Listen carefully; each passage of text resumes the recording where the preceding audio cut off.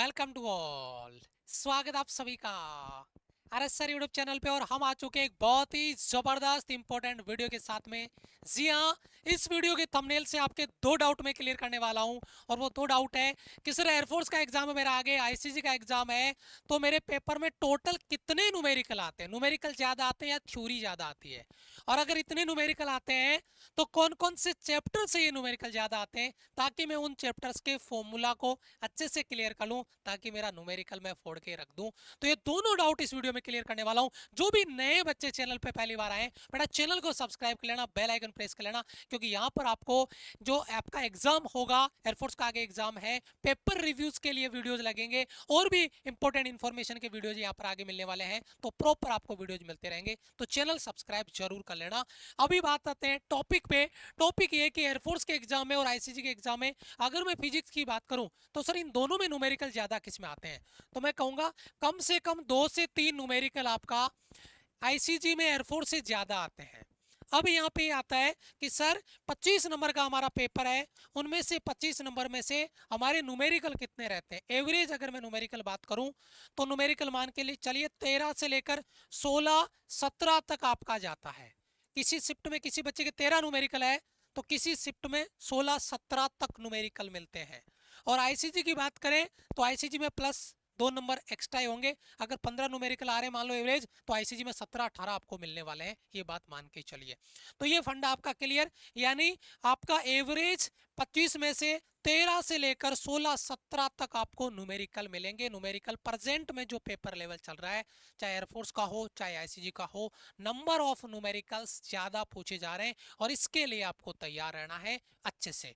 अब numerical sir अगर 13 14 15 16 17 तक न्यूमेरिकल जा रहे हैं, तो कौन कौन से चैप्टर हैं जिनमें ज्यादा न्यूमेरिकल आपके पूछे जा रहे हैं। एक एक चैप्टर से दो दो न्यूमेरिकल आपके बन रहे हैं, तो मैं यहाँ पे बात करने वाला हूँ कुछ इंपॉर्टेंट चैप्टर, सारे नहीं लेके आया, जिनसे फ्रिक्वेंटली न्यूमेरिकल पूछे जा रहे हैं, रेगुलर। ऐसा नहीं एक चैप्टर में इस बार आ गया अगली बार नहीं आया, तो फिर उसको नहीं लाया मैं। हर बार जिनसे न्यूमेरिकल आ रहे हैं मैं उन चैप्टर को लेके आया हूं। तो देखिए सबसे पहले यहां पर एक जबरदस्त मोटिवेशन आपका क्या है, जिद चाहिए जीतने के लिए, वरना हारने के लिए तो डर ही काफी है कि सर पता नहीं मेरा पेपर निकलेगा कि नहीं निकलेगा। ये डर आपको सिलेक्शंस की रेस से बाहर कर देगा। लेकिन अगर जिद है कि सर फोड़ के रख दूंगा पेपर को, ये लास्ट फाइनल राउंड है हमारा, इसको मैं क्लियर कर लेता हूं, फॉर्मूला रिवीजन क्लियर कर लेता हूं, कोई रोकने वाला नहीं है। ये कॉन्फिडेंस आपके पास होना चाहिए। तो सबसे पहले देखिए यहां पर अगर मैं बात करता हूं 1D मोशन से एक न्यूमेरिकल हर बार आपका पूछा जा रहा है।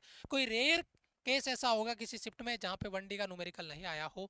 उसके बाद में सर्कुलर मोशन से एक न्यूमेरिकल आपका आ रहा है, लॉ ऑफ मोशन से एक न्यूमेरिकल आ रहा है, वर्क एनर्जी पावर से एक न्यूमेरिकल आ रहा है, कभी वर्क का कभी एनर्जी का कभी पावर का, बाकी एक न्यूमेरिकल आ रहा है आपका। ग्रेविटेशन से दो दो न्यूमेरिकल आ रहे हैं। कोई रेयर केस ऐसा होगा शिफ्ट में जिसमें एक न्यूमेरिकल आ रहा हो, नहीं तो दो दो न्यूमेरिकल, जिसमें एक न्यूमेरिकल आएगा उसमें एक थ्योरी का सवाल आ जाएगा, नहीं तो दो न्यूमेरिकल आपके ग्रेविटेशन में बनते हैं, पूछे जा रहे हैं। एसएचएम में एक न्यूमेरिकल आपका, थर्मोडायनेमिक्स में एक न्यूमेरिकल, कभी कभी दो भी आए हैं, मैं एक ही लेके आया हूँ यहाँ पे, ठीक है। उसके अलावा इलेक्ट्रोस्टैटिक्स में दो, इलेक्ट्रोस्टैटिक्स में आपका कैपेसिटेंस भी आता है, तो एक सवाल कैपेसिटेंस का, एक आपका इलेक्ट्रोस्टैटिक्स वाला पार्ट का आ जाता है, चार्ज वाले का। तो दो न्यूमेरिकल यहाँ पे कंफर्म है, ये बात दिमाग में नोट करके चलना। करंट इलेक्ट्रिसिटी से एक, कभी कभी दो भी आए हैं, जिसमें सर्किट वाला चैप्टर ऐड हो जाता है तो वो क्वेश्चन बना देता, तो दो भी आते हैं, मैं एक ही लेके आया हूं क्योंकि एक कंफर्म है, दूसरा आए तो बोनस है फिर आपका, ठीक है। उसके बाद में ऑप्टिक्स से एक, लेकिन मैं इसमें एक प्लस और करूंगा क्योंकि मैंने ऑप्टिक्स लिखा है, तो ये रे ऑप्टिक्स और वेव ऑप्टिक्स, ये दोनों फंडे क्लियर करेंगे, एक रे ऑप्टिक्स का एक वेव ऑप्टिक्स का। तो यहाँ पे एक न्यूमेरिकल में वेव का और ऐड कर देता हूँ। और उसके बाद में आता है आपका न्यूक्लियर फिजिक्स का, इसका एक न्यूमेरिकल आपका। तो यहाँ पे मान के चलिए प्लस माइनस आपका, मैं मान के चलता हूँ 3 न्यूमेरिकल आपके, प्लस माइनस 3 न्यूमेरिकल आपके हो जाएंगे 13 के साथ साथ। 13 14 तो यहाँ पे हो गए, प्लस माइनस एक दो, जैसे सरफेस टेंशन का मैं नहीं लेके आया, कभी आता है कभी नहीं आता है, थर्मल प्रॉपर्टीज का न्यूमेरिकल कभी आता है कभी नहीं आता, वेव एंड साउंड का कभी आता है कभी नहीं आता, न्यूमेरिकल की बात करो, थ्योरी का क्वेश्चन तो आता है पक्का वेव एंड साउंड से न्यूमेरिकल का।